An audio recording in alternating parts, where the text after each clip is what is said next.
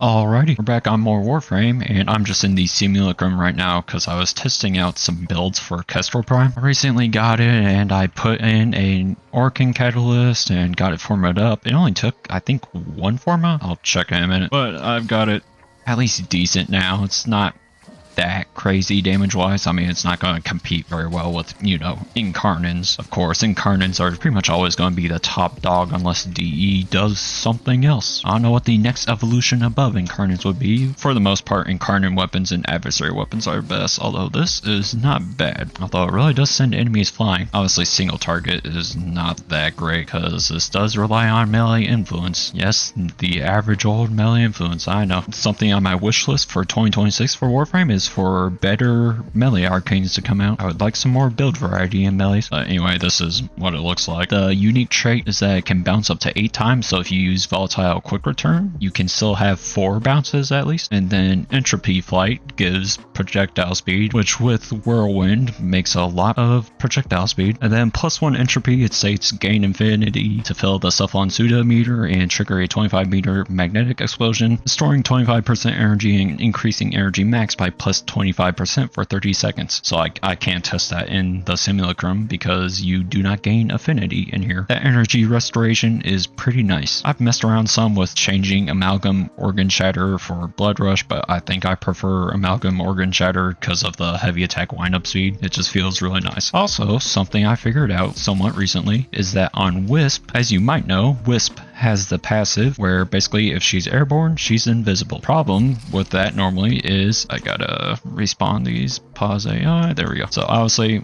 I can just hop around, not be detected, but as soon as I shoot, it breaks the invis. It can see me now as soon as I'm shooting. I don't think putting on Hush would change that. I keep getting knocked down. Okay, hold on. Let's see if I just throw this on to test silent battery, which reduce the chance enemy will hear gunfire. No, they can definitely still see me. But when it comes to melee weapons, and including glaives, because they are a melee weapon of course, I don't know why I said that. I didn't know if I wanted to say said or stated, so I kind of said stated. Anyway, if you melee while in the air with Wisp, you do not break invis, and so with a glaive you can of course throw it, and then you're basically just permanently invis. So that's a cool little note about Wisp with her passive. You can just bring a glaive, throw it around, and be invis 24/7, as long as you don't get staggered by the explosion of it. Back to back room and put back on my Poggy. There we go. He is the bestest of boys. So I recently got my Oberon Prime and Haro Prime. He's somewhere in here. Yep, right there. So I guess I'll go ahead and focus on leveling them up while talking through the rest of the video. Forma's done in 12 minutes. Okay. Oh, also I got the Imperator Vandal. And there's another Vandal that I have that's not the Lotto Vandal. I did a fair bit of farming in that Fomorian Sabotage, and I just did not get any of the mods that I wanted. Alright, go to public, go to onslaught. Luckily I have an affinity booster, so that's why I'm still making use of this. Oh, and a blessing. Thank you to whoever gave that. Let's do some leveling. So in recent news, Anthem officially closed down. I think it was January 12th or 14th, something like that. I never actually played Anthem. I remember it was really hyped during the trailers. People were pretty excited for it, and I wish I kind of put on an AoE weapon. Oh well. But I remember people being really hyped for Anthem, and for some reason, whenever people get really hyped about a game, I start to get skeptical of it. I'm like, oh man, this is a lot of hype. I worry the game might fail. And I felt that way with Anthem and Cyberpunk. And Anthem obviously came out, did not do too well. I don't even think it did well in the beta, and of course people try to brush it off. They say, oh, it's just the beta, things will be better in release, and that's typically not the case at all. And then Cyberpunk was just an issue of being very buggy and not performing very well on consoles especially. Besides that, Cyberpunk was actually a really good game. It just needed some fixing, which took, I don't know, a year or two maybe. So now Cyberpunk is good and a really great game. I'd highly recommend it to anyone that has not played it. If you need some convincing, it's basically the cyber tech version of Skyrim. But Anthem never really got good, actually. In fact, its development ceased a few years ago. I think it was 4 or 5 years ago now that it stopped being supported, which kind of stinks because I always thought the game had potential. Gameplay at least seemed solid. Graphics were pretty nice, pretty decent. So gameplay and graphics are there. Story, I have no idea what the story was. But I always think that good gameplay can carry a game with bad story or mediocre story. For example, Dying Light I don't think it has a very good story, but the gameplay and the entire rest of the game is awesome. So that's why it did so well. But Anthem, the devs tried to save it some, but then just stopped one day. I think EA pulled the rug on it, which was sad because I was really hoping the game would get good. It seemed fun. It seemed like something I would play if it did well, but it just did not. And then in recent news, I think this was maybe a day or two ago at the time that I'm recording this, New World is shutting down now. Now, New World got its development stopped maybe, was it 6 months ago or even less than that maybe? Now, I have never played New World. I have not even watched it much. It didn't seem like a game for me, and that's completely fine. I understand that there are many different genres of games out there, many different styles. So all I really ever hope is that the genre the game is trying to appeal to, the audience the game is trying to appeal to, is at least pleasing them. But New World, it's weird. I think it was good for a bit and then it went downhill. I don't know exactly what happened. I never played it or paid any attention to it really. And I think I even heard like the recent update to it was actually good, but development for it stopped, and then now we got news that it's shutting down in January of 2027. So it's still gonna be up for another year. But the problem is that when people hear that, they probably are inclined to just go ahead, let go of it, not get any more invested into it, because then it's just gonna hurt even more to let go of it. And so we basically see the trend of live service continuing to fail. Now, not every live service game is a failure, of course. I mean, Destiny 2, even though it's not in a great state right now, it still has survived for, 8 years now? So, I mean, 8 years, say whatever you want to about Destiny right now. 8 years, that's successful. I mean, most games struggle to even make it 1 year in the live service department. And then, of course, Warframe, I'm playing right now. It's been around for 13 years, I think now. Well, it's coming up on the 13th or 14th anniversary. I have to check again. I did not play all of those 13 years at all. I think I only started in 2017, but it's been around a long time, and I mean, it just keeps doing well. Each year is staying steady. Got some bumps there, of course, as major updates come out, but Warframe is very consistent in its performance. Player count is always pretty good, so like I've never really had to worry about Warframe getting shut down. Like even in the dark ages, the game still had a decent community. But also looking back, I mean, live service games have been shutting down left and right in recent years. There was Suicide Squad Killed the Justice League, I think it's called. I don't even exactly know the name of it because I just did not care at all for it. That one got shut down. It completely bombed, did not do well at all. It never even really had a chance. It seemed funny to even try to support it and give it updates with the player count that I had. There was X-Defiant, which I played a little bit of, and I thought it was alright. It had potential, but it had some issues along with it. For one, I thought the abilities in it were not that fun to play against. There's some annoying hero abilities like literal wall hacks, which is never fun, especially when it's just an ability on a cooldown instead of something that you earn. Like at least Call of Duty with score streaks and kill streaks, it has to be something that you earn. And then X-Defiant was also only on, was it Uplay, I think, or Ubisoft Connect, whatever the platform is called, which limits the player base a little bit, because say whatever you want to about Steam, but Steam is just really good. It's really nice. I mean, it's easy to get a refund. The refund policy is pretty nice too. 2 hours and you're good to refund it. No complaints. The Steam customer support is really good too. There's a whole entire library of games on Steam as well. I mean, there's thousands of them. Some very old ones too. And Steam is also a platform that just everyone knows about. So people probably have an entire backlog of games in their Steam account. And it's nice to just kind of keep everything in one place instead of having to have multiple launchers. I know another store that's pretty good is it's called GOG.com, I believe. I'd say that's the alternative to Steam. They've got a bunch of classic games as well. So really that's part of the issue with the competition, is that they just have limited games. Customer service is not as good. Also, just like the UI of the platforms is not that good. I mean, no one wants to deal with a Hulu menu. Okay, rank 28, almost there. But continue on about X-Defiant, because I know a little bit more about it since I actually kind of kept up with it. I didn't play it very much, maybe 10 hours at most, but I always kind of kept an eye on it at least. Another issue I think with X-Defiant is whether you like it or not, skins. The skins were just not that appealing. And even if you're a skin hater, if you're like, oh, that's good that they're not appealing because then no one buys them really. But that's the issue. Since they're not appealing,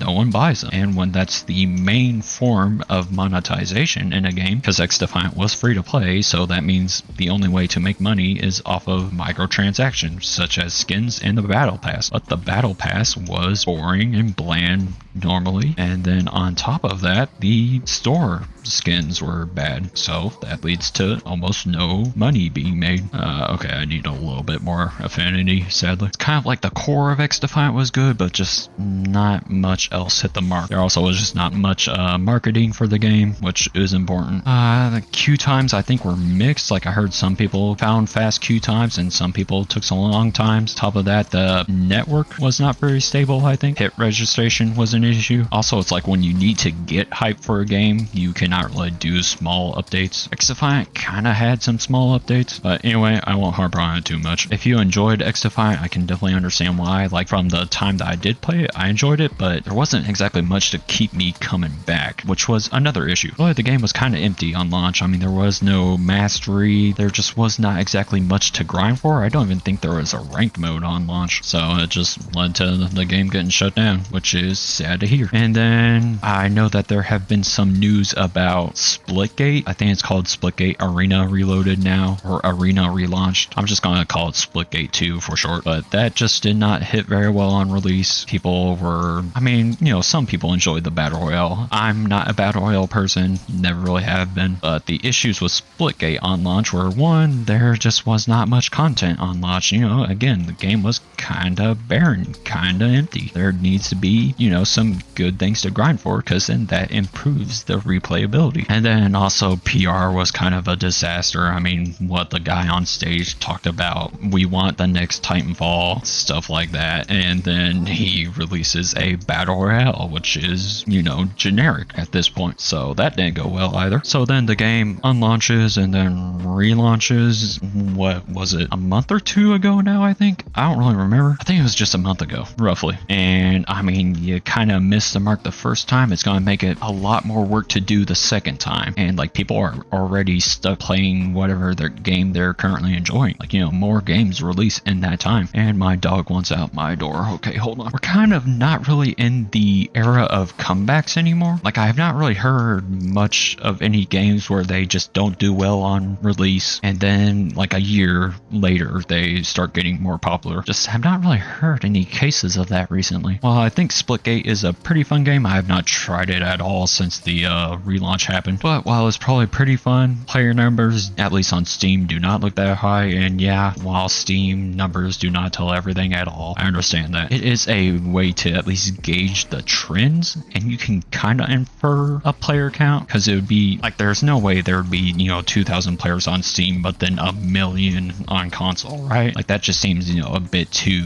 off balance, to say the least. And while yes, player count is not exactly everything, because hey, if you can find players, that's really all that matters, right? You can still play the game at the very least. Like, even if there's just 1,000 players online, hey, that's still 1,000 players. You're going to get lobbies. The worry more so is that, well, this is a live service game, so what could potentially happen is that support for the game is just going to stop, and at worst, the game gets shut down, which I don't think that's going to happen, because they were going to shut down Splitgate 1, but then they, you know, they support the Stop Killing Games movement, and I think they found a workaround or something to keep Splitgate 1 still playable. I think it's like switching dedicated servers to be peer-to-peer, because then you don't really have any server costs, because instead of having a dedicated server, of course, to host a game, it can just be a player hosting a game. You know, think about like old school Call of Duty, for example. So I don't think Splitgate 2 would get shut down, but something that could happen is support for the game is going to stop, and what that would mean then is, you know, no more updates, no more content being added, which might be fine to some people. You know, hey, you can still play the game at least, right? But then the problem becomes that, well, the anti-cheat is not going to get supported anymore, and so when hackers get in, they're going to be able to stay in. Like, for example, the older Call of Duty games, yeah, you can still play them, you know, on consoles, but can you really play them? Like, obviously on PC they have huge security issues, so it's like you really can't play it on PC unless you do what some of the like community made servers, like Plutonium for example. You can't play it officially on PC, but you can play it unofficially with Plutonium and that stuff. But on console, you don't get that option. And so what happens is the lobbies get plagued with hackers. And then, I mean, you can't really play against a hacker and have fun when they're using God mode, pulling people across the map to instantly die, when they're shooting through walls, when they're flying around, just, you know, ruining lobbies. It's like you're playing the game, but are you really? Because you can't actually really do anything in the game. So that's kind of my worry about Splitgate. I don't think it's going to have like, you know, a huge revival per se. I don't think it's going to reach the player count numbers that it had on launch or higher. I guess best case scenario is it just maintains a small community. Anti-cheat at least stays up to date. And I mean, I don't know what the funding is like for the game. Maybe some updates still come out. Because like I said earlier,